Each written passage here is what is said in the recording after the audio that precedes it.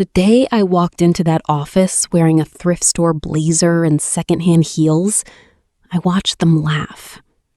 Not out loud, not in front of me, but I saw it. In the corner smiles, in the way they handed me forms without looking up, in the way Marcus, my so-called boyfriend of 2 years, didn't even bother to stand when I walked in.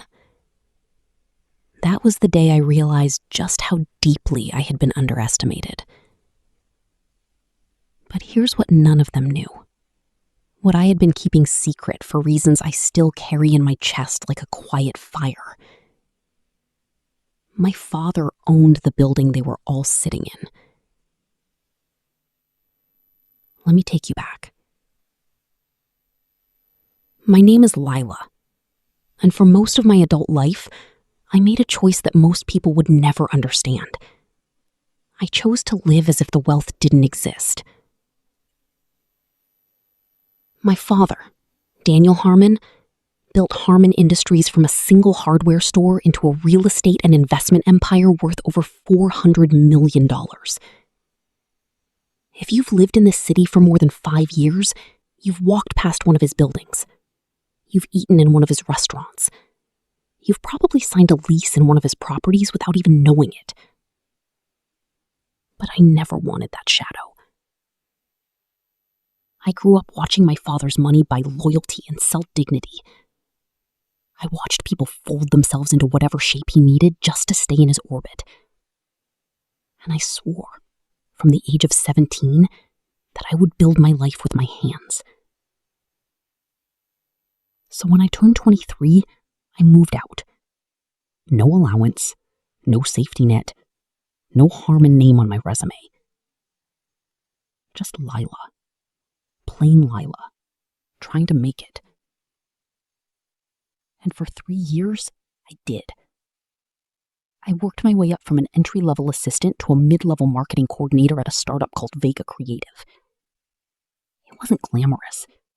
The office smelled like burnt coffee and broken dreams. But it was mine.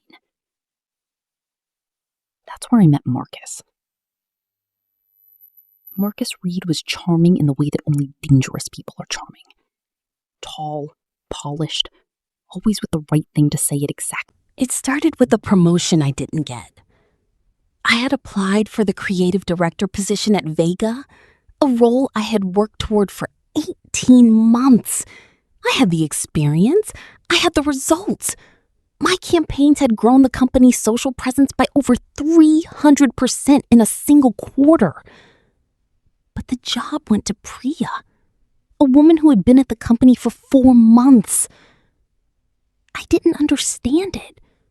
I went to my manager, David, and asked as professionally as I could what had happened. He gave me corporate nonsense, culture fit, leadership readiness, words that meant nothing. I went home that night and told Marcus. And I still remember the way he looked at me. Not with sympathy, with something else. Something that flickered and disappeared before I could name it. He said, "Maybe it just wasn't your time, babe." I believed him. I shouldn't have. 2 weeks later, I found out the truth. And it didn't come from Marcus. It came from Jade, a quiet, observant woman in accounting who had always been kind to me in that careful way that people are kind when they know something you don't. She pulled me aside in the break room one afternoon and said, barely above a whisper, "Layla, I think you need to know something about Marcus and David." She told me everything.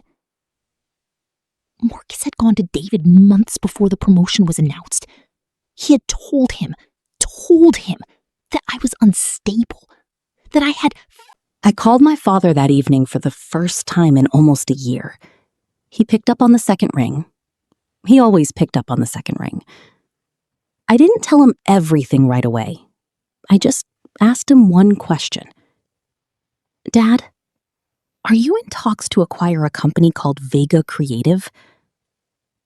There was a pause. Then, why do you ask, Lila? I told him. All of it. The promotion, the lies Marcus had told about me, the parallel relationship, the timing, the fact that the man who had dismantled my professional reputation was currently trying to use that very company as a ladder into my father's empire. My father is not a man who shows emotion easily. He spent 40 years building a reputation as ice cold and unreadable. But when I finished talking, all he said was, "Give me 48 hours." I didn't ask questions. I just said, "Okay, Dad." 48 hours later, I received a calendar invite. A company-wide meeting. All staff. Executive boardroom, mandatory attendance. I wore the same secondhand blazer I'd been wearing the day Marcus laughed at me with his eyes. I walked into that room and took a seat at the very back. Marcus was near the front. He looked confident, relaxed. He had a new haircut. He was networking before the meeting even started, shaking hands, laughing at someone's joke, completely unaware. Then, the doors opened, and my father walked in. He stood at the head of the table, tall, silver-haired, commanding in the way that only on power makes a person. And he said, very calmly, "Good morning. My name is Daniel Harmon, and as of this morning, Harmon Industries has completed its acquisition of Vega Creative." The room went absolutely silent. I watched Marcus. I watched the exact moment he heard the name Harmon. I watched his face rearrange itself from confidence into confusion into something that looked very much like the beginning of fear. My father continued. "Before we discuss the restructuring process, I'd like to introduce someone.